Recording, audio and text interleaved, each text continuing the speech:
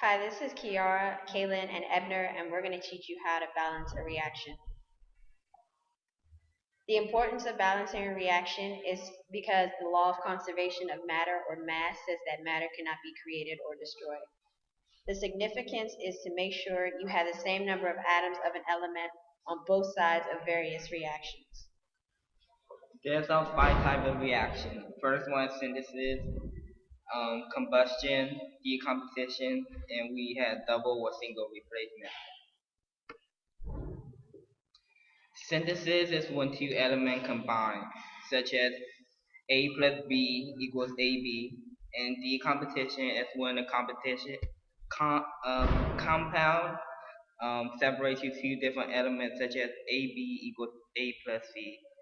Single replacement is when one element moves in place, such as AB plus C equals AC plus B.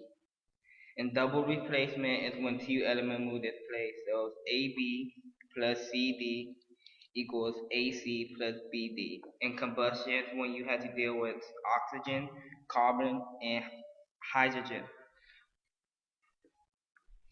Now we're going to show you how to do two types of problems. The first is synthesis, and the second is combustion. Problem solving step-by-step synthesis. List each element on each side of the arrow. Balance pi-atomic ions, if any. Balance atoms that only appear one time on each side.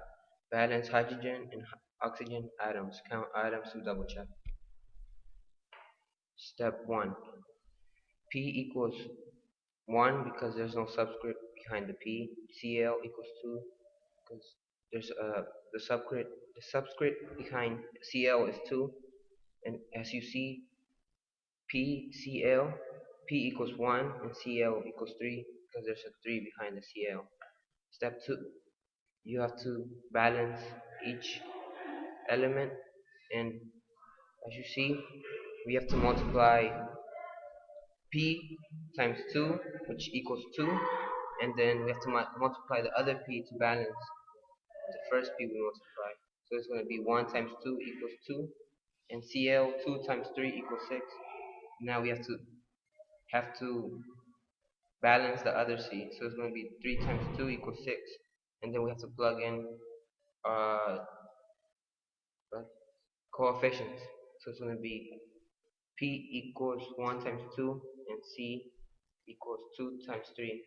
Now we have to balance it, and it's going to be P equals 1 times 2 and Cl equals 3 times 2. So our final product is going to be 2P plus 3Cl 2, 2P Cl 3. This problem is a combustion problem. Okay, so first we had to balance carbon, then we had to balance the H, and last we had to deal with O. And the helpful reminder is sometimes coefficient won't be a whole number. And remember, you always want to do C, then H, then O. So this question, first we had to balance the C, and we know C had 2 on this side, and on the other side we had 1 C, and H we got 8, and then on the other side we got 2. O we got 2 on one side, and on the other side we got 2 O. One got 2 and one got 1. So step 2 we had to balance them.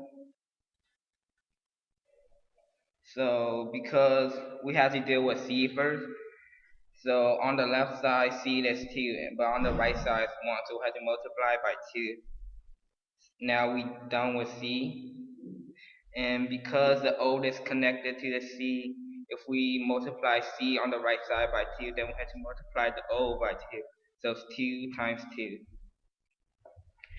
Okay, now we're done with C. Now let's move on to H.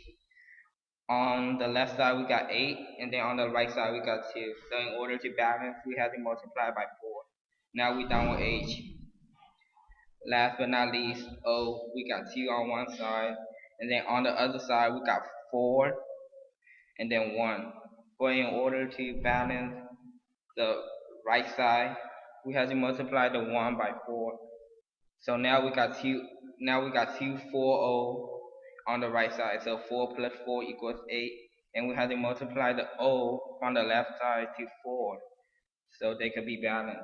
And then our final product will be 1C2H8 plus 4O2 2CO2 plus 4H2O. Thank you for watching our screencast.